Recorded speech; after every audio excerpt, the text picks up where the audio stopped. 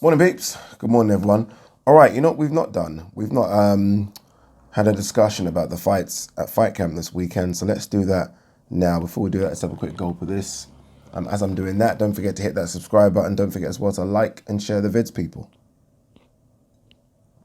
All right, let's go. Let's start from the bottom to the top. Sandy Ryan makes a debut. She takes on Kirsty Bevington. Yeah, what can you expect from someone in the debut? Not much. Just want them to look good, look sharp. Sandy Ryan, a lot of talk about her. Decent amateur. I don't know too much about Kirsty Bevington. In fact, that's a lie. I don't know nothing about Kirsty Bevington, apart from the fact that she's 3-1 and 2. And everyone talks about my trajectory, like where I've come from the YouTube world to doing what I'm doing, which is, very, very good. Sandy Ryan's manager, Paul Reddy, we actually started together. This is quite crazy. So when me and Ryan, a lot of you guys might not know Ryan, but me and Ryan had a YouTube channel before called Box Talk. When me and Ryan first started going to events like 6 years ago, trying to just get some interviews, Paul Reddy, Sandy Ryan's manager, was doing exactly the same thing. So he was like, there, he started a YouTube channel. He went from there to join Matchroom to do some stuff for them. Matchroom obviously loved the way in which he was doing his work. He joined Matchroom. He then left Matchroom, I think, about 6 or 7 months ago to start his own management company. Sandy Ryan's one of his fighters. Callum Smith's one of his fighters as well. I don't know the rest. I should. There's other fighters, like big name fighters as well. Is Liam Smith with him? I'm not sure. But yeah, anyway, Paul Reddy manages Sandy Ryan, so he'll be hoping that she looks very, very good come Saturday evening. Campbell Hatton takes on Jacob Laskowski. Jacob Laskowski's 4-4-1. Campbell Hatton obviously unbeaten, 2-0. Looked struggled in his first fight, right? Looked a bit better in his second fight. But again, what are we expecting? Like, remove the fact that his surname is Hatton. What are we expecting from someone that's only had a couple of fights? I mean, it's difficult, very, very difficult. What I want him to do this time round is just don't rush your work.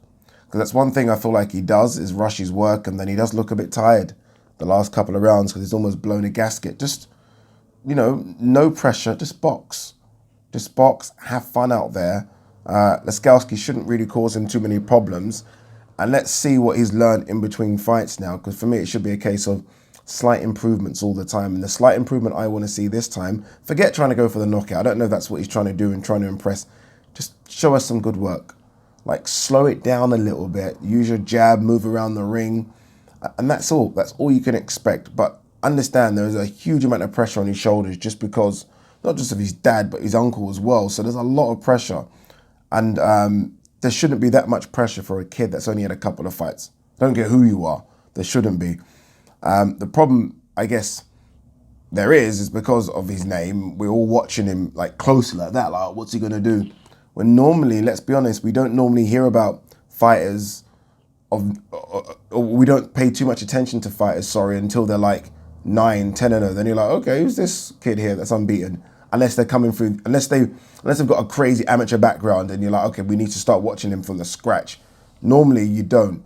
I remember Campbell Hatton doesn't have a crazy amateur background, so let's give him time. But I do want to see some improvements this weekend. Hopefully we can see something a bit better this weekend. I don't know where these fights are going to be placed on the card. Bear in mind, Campbell Hatton has gone very high up on the card in recent times. Let's hope that he comes in very early, so there's not that pressure again, because I feel like that puts a bit of pressure on him as well. This one kind of came from nowhere. Avni Yildirim versus Jack Cullen. Obviously, Yildirim, last time out we saw him was against Canelo. I think it's a name in terms of a good addition to the card. Gives it a little something, right? Jack Cullen gets a chance to really make a name for himself, really. I mean, he would have been surprised to get the call for this one as well. I mentioned it on my video a couple of days ago that Yildirim actually hasn't won a fight since 2018. Yes, he's only had a couple of fights in that time, but still, he's not won a fight for 3 years, so that must be playing in his head. I'm guessing he's on this fight card because, and look, this is only me putting it out there, I don't know if this is true, that maybe he signed a 2-fight deal with DAZN when he fought Canelo, and this is the second fight of it, so they're just giving him a fight. But let's see what Jack Cullen can do. A good opportunity to kind of make a name for himself. Anthony Fowler, the machine, his opponent Garcia has pulled out lastminute.com. So he's fighting this guy called Rico Mueller, who I don't know too much about. Let's quickly have a look at his record. From Germany, 33. His last loss was against Jeremiah Ponce, who, to be fair, is no slouch. Jeremiah Ponce is 28-0. And that went to a majority decision. Bear in mind, sorry, that was in Germany, though. So, we don't know. Remember, this guy, Rico Mueller, is German, so who knows. Since that loss, he has won his last 3, but against no one really of note. Let's have a look. I'm trying to see if there's anyone of note recently. He fought Jeff Horn, and back in 2016, he got beat, got stopped. So, to be fair, it's a decent last-minute replacement. Yeah, you're not going to get anyone crazy, and you're not even going to risk anyone crazy on 4 or 5 days' notice. So let's see what Anthony Fowler can do. This 154 division, I think, it's close. It's between this and light heavyweight for me. In terms of, you've got 5 or 6 guys that definitely think they're the best in the division. That's fact. Hamza Shiraz thinks he's the number 1. You ask him, he'll say he's number 1. Ted Cheeseman will say he's number 1. Scott Fitzgerald, who's unbeaten, will say, I'm number 1. And now he's slowly but surely coming back. And then you've got the likes of Troy Williamson and Anthony Fowler. Anthony Fowler needs to look good here. I think he will. He'll get the job done. And then we'll see if he fights Hamza Shiraz. They have been ordered to fight by the British Boxing Board of Control. It's a final eliminator. I don't think Eddie or Frank are going to want that, so I can expect them to go separate ways. But what next for him? I guess what he wants to do is trying to separate himself from the pack, so he might go European title. He might even take on someone fringe world. But yeah, we'll see what he can do. And he takes on Rico Mueller. Again, don't know too much about him, but it's a last-minute replacement. This is the fight of the night on the card, by far. It's Tommy McCarthy versus Chris BILLAM-SMITH. Book it. I said it. Fight of the night. Tommy McCarthy, 18-2. Those 2 losses against Richard Riakporhe, where he got stopped. I think it was in the 4th round. And Matty Askin. I think when Matty Askin was British champion. Chris BILLAM-SMITH's only lost once, again, to Richard Riakporhe, but that was a split decision. Razor thin. Since that loss, Tommy McCarthy, I think, has improved. He's now with Pete Taylor, Katie Taylor's dad. He just looks a bit more confident, looks a bit more assured in the ring. Remember, he's got a decent amateur background. And I think now it sounds silly to say he's now fully legit pro, but I do think sometimes those good amateurs, it takes a while to get rid of some of those amateur traits that they have. He's now officially a pro. He's very, very confident. And in Chris BILLAM-SMITH, again, another guy, very, very confident. What it is for me, and this is what I like about this fight, for me, I've always liked that kind of traditional route, right? So, you do your Europeans, your Commonwealths, your British, and then, for me, that then means you're definitely European level and approaching the fringe world level. The winner of this is definitely now fringe world level. You move up to that level now, and then, who knows, you get an opportunity, you impress. What a great matchup it is. Both of them have been calling each other out. Both of them have wanted this fight. This is a genuine 50-50 fight. If you have to sway to someone, you probably edge it to Chris BILLAM-SMITH, but it's a genuine 50-50 fight for me, and I can't wait for it. And again, book it, fight of the night on this card. All right, world champion, world title fight next. I'm guessing Conor Benn will headline, so let's go Kanju versus Lee Wood. Surprised, let's be honest. This one kind of came from nowhere. I started hearing whispers about this fight a couple of weeks ago, but look, you take your opportunities. One thing I think that we've seen during this pandemic is stay ready. Stay ready, because opportunities could come at a very, very random time when you didn't think it. Look at Mauricio Lara. He had to stay ready. That was supposed to be Josh Warrington versus Kanju, or Zhukan. Some people say Kanju, some people say Zhukan. And it ended up being Lara. He was obviously ready. Beat Josh Warrington. Almost shocked the boxing world, let's be honest, especially the way in which he beat him. I'm not saying Lee Wood's going to do that, but Lee Wood has improved. He looks good under Ben Davison. But, I mean, Kanju is... they call him the monster, which I'm not a fan of, because there's only one monster, and that's Inoue. But he's a machine. I'm telling you now, this guy throws punches in bunches. Literally wind him up and he goes. So it's going to be difficult for Lee. This just because you look at Lee's record. He's not a puncher either. Yeah, okay, no, he's got a bit of a punch. 24 wins. Of those 24 wins, 14 KOs. It's not shabby, is it? He's coming off a good win against Reece Mould, who was unbeaten. Stopped him back in February. Before that, obviously lost to Jezza Dickens. Wins against David Joyce, Ryan Doyle. You know, decent names in the trade. But I mean, against Kanju, it's not going to be easy. I mean, let's just be brutally honest here. It's not going to be easy. Kanju's not lost since 2014. That was to Bob Dong. How strange. Like his rise early has been crazy. I mean, sorry, his rise has just been crazy because he lost to Bob Dong. That was on Bob Dong's debut, by the way. And then since then, he's just gone like that. It's been impressive. Go and watch his fight if you can against Manny Robles. That was his last fight. By the way, that fight was in 2019, 23rd of November 2019. So he's been out the ring a long, long time. But go and watch that and go and watch how many punches. Because no, in fact, don't even watch it if you can't be bothered. Just go and look at the stats.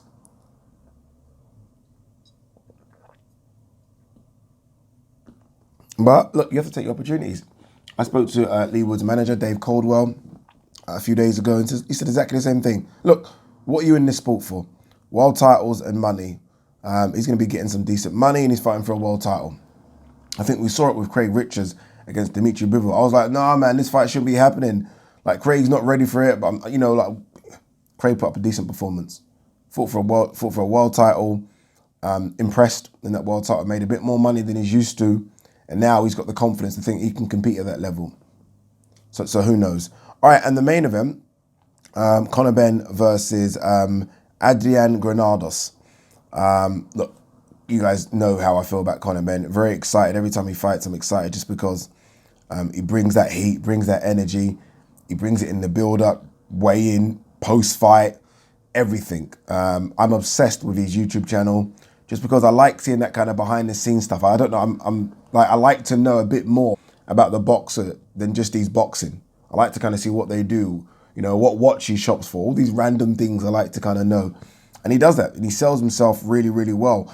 And let's be honest, if there's any boxer over here that doesn't really need to sell themselves, it's Conor Benn. I mean, literally, he doesn't need to, you know, he's got that BENN name, Matchroom are pushing him, DAZN are pushing him. So he's already got the push, but he's like, no, I want to push myself a bit more. And, you know, I fuck with that. I like that a lot. He's obviously coming off that Vargas win.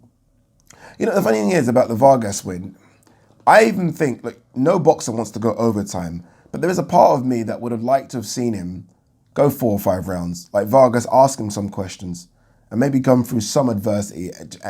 Like, he almost caught Vargas cold, and that was that. It was done. And you're thinking, you know, I wanted to see a bit more. Like, I'm still not sure yet. Let me see a couple more rounds, and hopefully Granados can do it. And I think Granados will do it. Granados has lost 8 times, and everyone's going to point to that.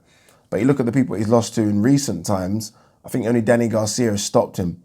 Split decision loss against Broner. Go and watch it back. You might have gone in the other way and said Granados won that fight. Took Sean Porter all the way, took Robert Easter all the way. Do you know what I mean? So it's difficult to get rid of him. It is. It's very, very difficult to get rid of him. And again, the people that have beaten him have been very, very good of recent. So I feel like Granados will go a few more rounds, and he will ask Ben some questions. He will. I guarantee you he will ask Ben some questions. It's whether Ben's got the answer to those questions, and I think he has. I really do think he has. I think he's on an upward trajectory. I do. I think he's separated himself from the other British welterweights. There are some other guys out there, right? I mean, Josh Kelly's still there. We don't know what's going on with Josh.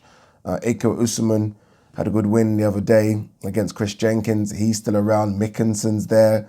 Chris Congo's not vanished from the scene. But I think Conor Benn's now separated himself. He is now beginning to, for me, to get to a stage where I still don't think he's world level. He's European. I'll say that he's European level. And a couple more wins, you then jump into fringe world. The only thing with Conor is that I think they might have to rein him in a little bit. Like, Conor will go, and I think Conor will fight anyone. Like most boxers who believe in themselves, they'll fight anyone. They've got to be careful with him. Me and Tony Bellew were talking about this the other day. I think Sean Porter's name was brought up in conversation. I was like, no. I said, I think Sean will cause Terence some problems, let alone fight Conor Benn. I said I won't mind him fighting an Avenesian in about 12 months. So I'm saying fight an Avanesian 2 fights time. Do you know what I mean? Not even next, not next, maybe not even the fight after that, 12 months time. Let's just move him smartly and slowly. Let's do that. He's only 24, at 25, 26, and he's had a couple more wins, couple of good wins against fringe level opponents. Then let him go. Then say, okay, what's Velasquez up to? What's Avanesian up to? And if you beat them, then, well, you're world level. You're world level because them two are world level.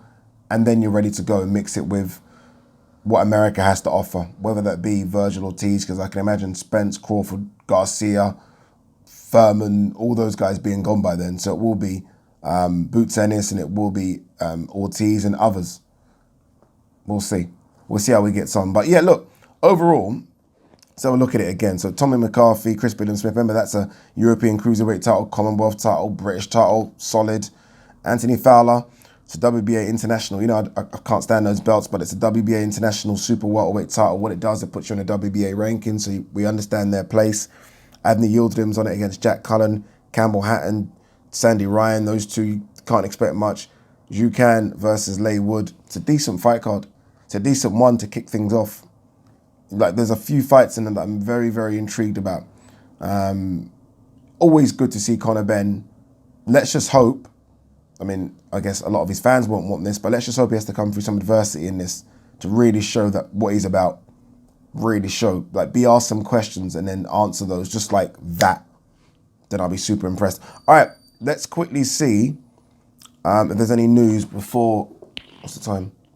Shit, 10 to 10. I need to get out of here by 1:15. And no, I've not had a shower yet. Any news aside from Anthony Joshua using Pawani to emulate Usyk in training camp. Who's Pawani? So I'm just... Who is that? I have no idea who that is. I feel like I should know, and I don't. Sorry.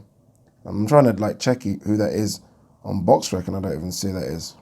Anyway, we might do a video about Tokyo Olympics, because we've not really touched on what's going on. I know Caroline Dubois and Luke McCormack won today. They're both now into the quarters. But yeah, we'll see. Frank Warren, Chisora doesn't fancy Joe Joyce. He wants Parker rematch. Yeah. Is there more money in the Parker fight? Possibly. And if I'm watching Chisora, by the way, was at the SSC Arena on Saturday. He was there watching it. If I'm watching Chisora, I'm thinking, I'm not the biggest puncher in the world either. Like, Chisora can hit, obviously, he's a big guy, he can crack. But he's probably thinking, Carlos Takam in rounds 1 to 5 probably landed about 30 power shots. Probably, it was that many, you know, guys. Joe Joyce didn't move. If I'm Chisora, I'm like, nah, fuck that. What are we doing here, right? What are we doing? Well, I don't need that at this stage in my career. No. Freddie Roach still offering sparring partners $1,000 if they can drop Pacquiao. That's something he used to do back in the day, and no one claimed the $1,000. Nobody. Well, I like it and I don't like it. Look, it's an incentive, right? It means go hard. It means don't take it easy on Pac-Man. At this stage of Pac-Man's career, can you take it easy, please? Can you take it easy? But he's always been doing that. Gilberto Ramirez aims to land Dimitri Bivol, feels ready to face him next. Do it. Do it, man. Gilberto Ramirez, what are we waiting for? You're unbeaten. You've come up from super middle. He's a, you know, and he's come up from super middle, but he's probably bigger than Dimitri Bivol. So do it. Although, don't be fooled by the Dimitri Bivol we saw against Craig Richards. In fact, if you want to know how good Dimitri Bivol is, go and watch the first 4 rounds against Craig Richards. That's the real Dimitri Bivol. The other guy just got tired because he's been out the ring for a couple of years. That Dimitri Bivol from rounds 1 to 4 was as clean and as good as boxing as... Sorry, let me state this correctly. That Dimitri Bivol from rounds 1 to 4 was as clean as I've seen any boxer perform for a long time. I was going to state something silly there and say ever. It's not that. But his work in and out of the pocket, the jab, the movement was just technically perfect. That's the real Dimitri Bivol. After that, he just got tired. Repeating itself in this story. Wilder's coach, confident delay will benefit his fighter more than Fury. I don't even know what's going on here with that one. We do, but we'll see. Pacquiao says, my body is rested. I have just as much power, just as much to prove as Spence does. Pac-Man, I like it, but you have nothing to prove, Pac-Man. Come on, brother. Come on, brother. You have nothing to prove. You are Manny Pacquiao. You have nothing to prove. Yeah, nothing. But I like that he's got that about him. Ramla Ali out of the Olympics, outclassed by Maria Claudia Nechita, eliminated from Tokyo Olympics. Gone. I don't know if you guys know about Ramla Ali, pro fighter. Fought for Somalia in the Olympics, signed to AJ's 258 management, part of Matchroom. She wanted to, obviously, to, as you can do now, go back from pros to the amateurs. I'm still not a fan of that, by the way. I'm not a fan of it at all, but hey-ho, is what it is. Other sports, similar. The Olympics is weird. It needs to kind of think of what it's doing, if I'm honest with you. But yeah, she's out. It's a bit of a shame. Joseph Diaz Jr. wants to face Ryan Garcia, Devin Haney, open to right fight at 130. Obviously, he's at 135 now. Came off that good win against Fortuna. Look, he's in the right weight class. Stay at 135. He's in the right weight class. There's a lot. Let's hope it's Gervonta Davis next. I mean, Gervonta Davis has spoken about it. Potentially a fight in October. Jojo Diaz's name has been mentioned. We'll wait and see. Anything else? We'll end on this one. Freddie Roach admits that Spence was not his first choice for Pac-Man. He was leaning to Mikey Garcia. Yeah, that would have been, I think, the choice, right? I mean, yeah, you take Mikey over Spence. But Spence has more intrigue. There's like more iconic, legendary status. I mean, it's difficult to add any more iconic statements onto Pac-Man's career, any more legendary fucking titles onto his career. A win over Spence just changes the narrative completely. A win over Mikey doesn't. A win over Mikey, like if you have Pac-Man as a top 10 of all time, top 15 of all time, I don't know where you have him. A win over Mikey keeps him at top 10, top 15. Like, say he was number 15. A win over Mikey, he's still number 15. If he's number 15 and he beats Spence, you're talking top 10, top 5. That's how big a leap it is. So he's rolling the dice here, but he's rolling the dice for a good reason. Plus, I think Spence moved the needle in terms of more money. I think there's more intrigue in it. Mikey needs to find another route and fight someone, man. Mikey obviously wanted this Pac-Man fight, but Mikey, don't turn into Amir Khan or Kell Brook just waiting for one fight. Although Mikey's had a good career, go somewhere else and get some fights, man. Like if I'm Mikey right now, I'm calling out Josh Taylor at 140. That's what I'm doing if I'm Mikey right now. I'm calling out Gervonta. Gervonta, you're brave, stay at 140 and fight me. Dude, there's fights out there for him. But yeah, what Pac-Man's doing is a bit mental, and what I'm doing is mental because I'm late for work. Peace.